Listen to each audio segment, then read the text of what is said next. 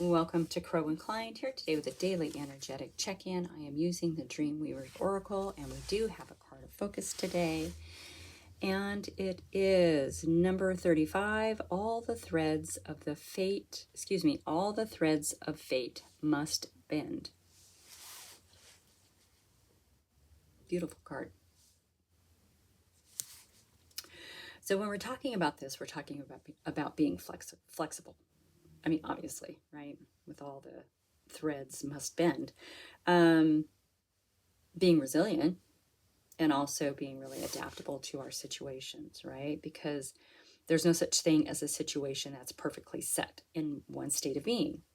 Things that are difficult and painful will pass, and things that are joyous and free they're not going to stay that way either. I mean, the one thing that we can count on fully is change. Things change. Life ebbs and flows. We have our ups, we have our downs, right? We have our give and our take. It's a beautiful dance of balance, right? So imagine, right, weaving the threads of fate into the tapestry of life, right? Those threads must bend and move. They need to be pliable, supple, right? Life is that way. Life has to bend. Life has to be pliable and supple. It's not meant to be rigid.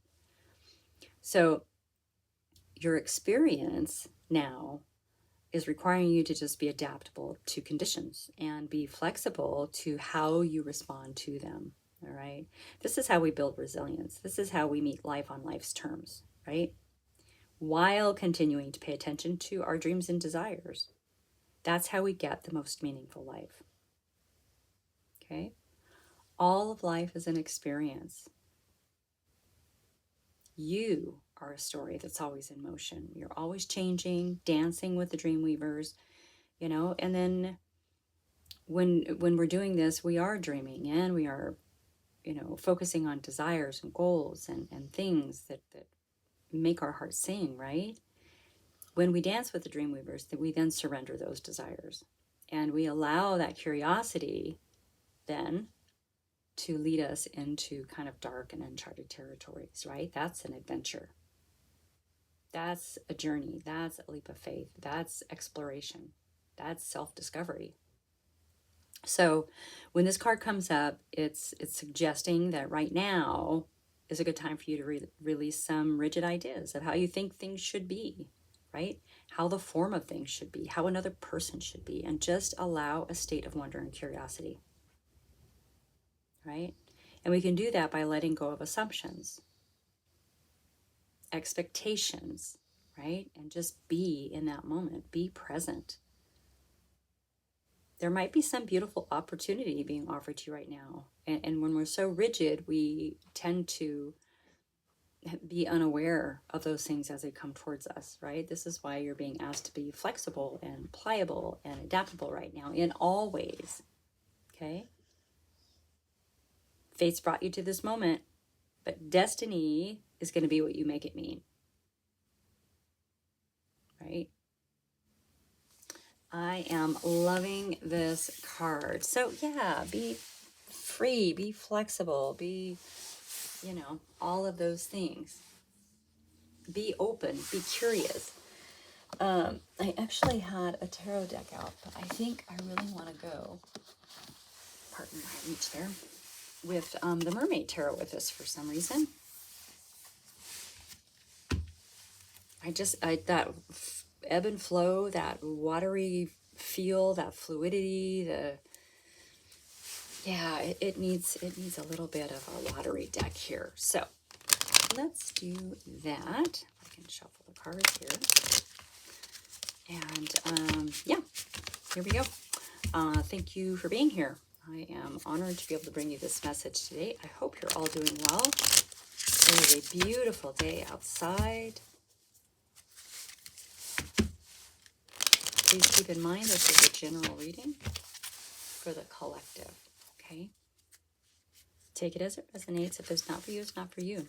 This is your chance to flex that discernment muscle and understand what is yours and what isn't. We don't need to add any drama or anything to our lives that is not ours. Okay. All right. With that being said, time to be flexible. Release the rigidity. Ooh. Okay. The Knight of Cups. Knight of Cups is bringing in a message of love, hope, fun, magic, right? It could be a proposal, a quest, right? An adventure.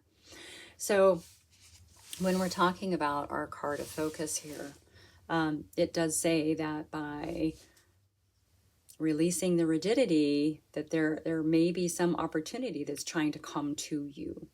Okay? Release the rigidity. Something's trying to come to you. Yeah, I know, I repeated myself, but I felt like it was important.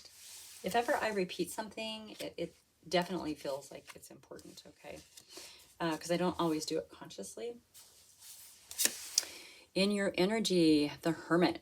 So you are the seeker. You have the seeker in your energy. You have an understanding that there are some things you have to look for the answers for within yourself, right? You may have gone through a period in your life where, you know, you've been asking for advice, asking friends, what would you do? What would you do? You know, I just want someone to tell me what to do. That kind of thing. And this means that you've redirected inward to find the answers, because you have all the answers that you need inside of you. They're all within you. Okay.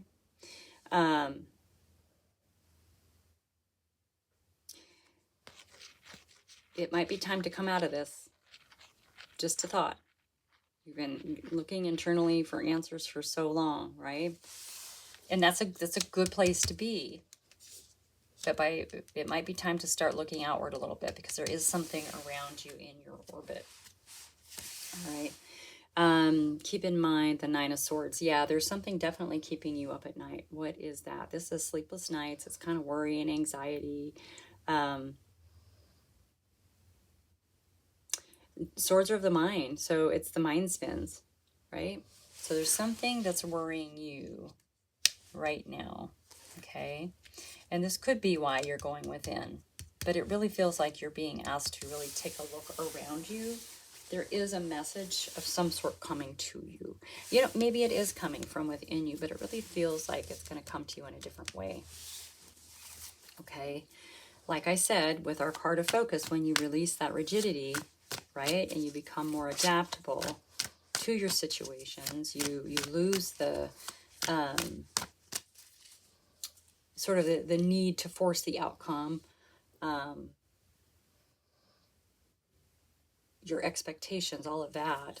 It frees up, I don't know, it just frees up the energy. So there is something trying to come to you right now, okay? Yeah, it feels like it's time to sort of step out of Hermit a little bit. It's okay to be in Hermit, right? But it's good to have a balance as well. All right. Under the Knight of Cups, you have the Nine of Cups coming out. So this is your personal emotional wish fulfillment, all right? This is you being able to celebrate all of the things in your life that you've worked really hard for that make your heart sing, right? The 9 comes after the 8. The 8 is about walking away from things that no longer align and only taking the cups with you that are really important in your life. So maybe you're looking at what's important, what's not. You're realigning to maybe your North Star, right? This is for you. This is your chance to really, really enjoy the things that are super important to you in your life. Okay? There's a message in that somewhere, all right?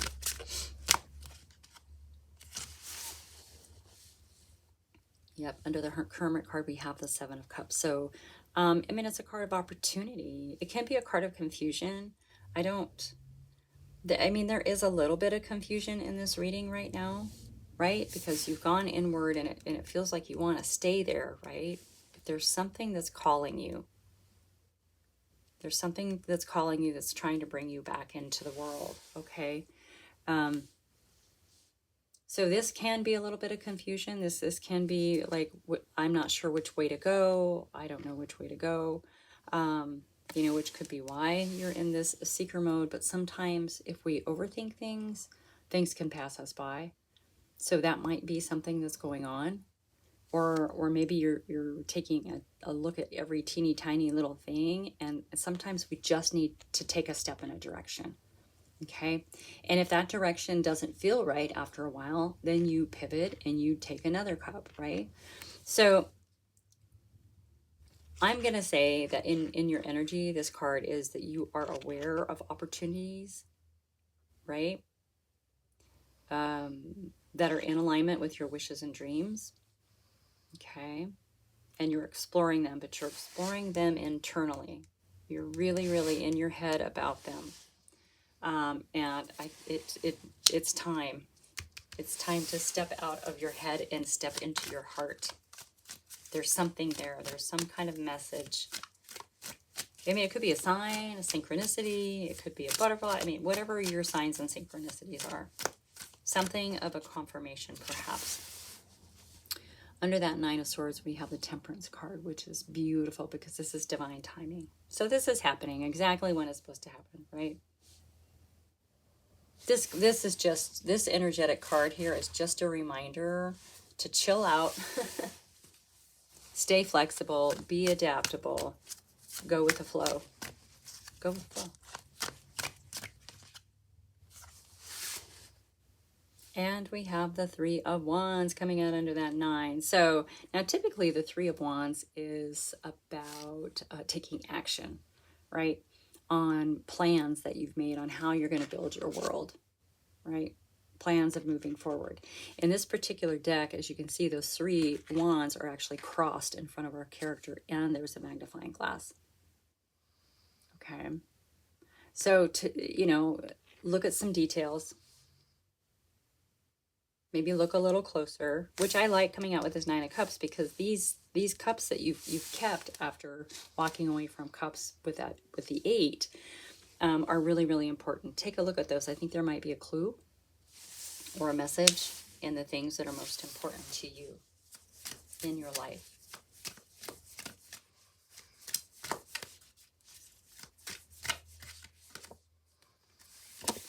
Yes, we have the Hierophant. This is great. You know me, the Hierophant, I always think is deeply, deeply connected to the Akashic records. It even looks like the character here is writing, right? Now there's a lot of wisdom. There's a lot of trust in your intuition with this, but this is also knowledge, like ancestral knowledge, past life knowledge, all of that. So there's something that you're tapping into, or that you've tapped into because you've gone into hermit mode, okay? It's time to bring this wisdom with you to the world. I love that in your energy, though. There's a lot of wisdom there, right? Maybe a teacher-mentor kind of energy. And under Temperance, we have the 3 of Pentacles. Yeah, so whatever this message is trying to get to you, there's some sort of collaborative element to it, right? The 3s are mastery, and the 3 of Pentacles is typically presenting something new to the world, something that you've mastered, which could be something with that Hierophant there. But it can also be a collaborative, project. Look at how they're all helping gather the flowers, right?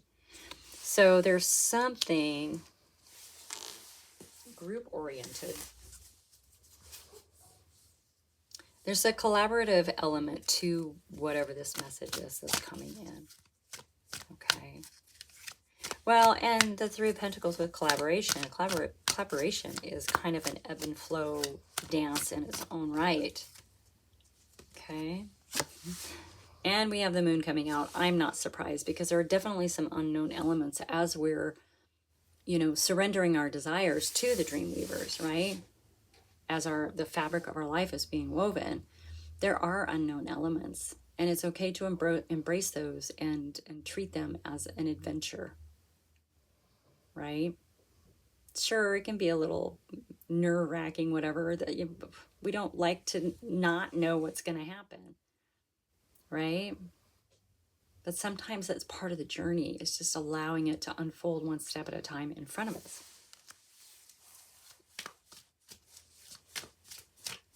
And maybe that's why this message hasn't come in yet. Maybe you have to get into that headspace of just sort of allowing things to unfold and not having expectations and not trying to force outcomes, right? That's rigidity, right? We want to get rid of the rigid parts. We want to just sort of ooze into fluidity. I don't know if that's right. Anyway, and then we have the Chariot coming out. So this is overcoming obstacles.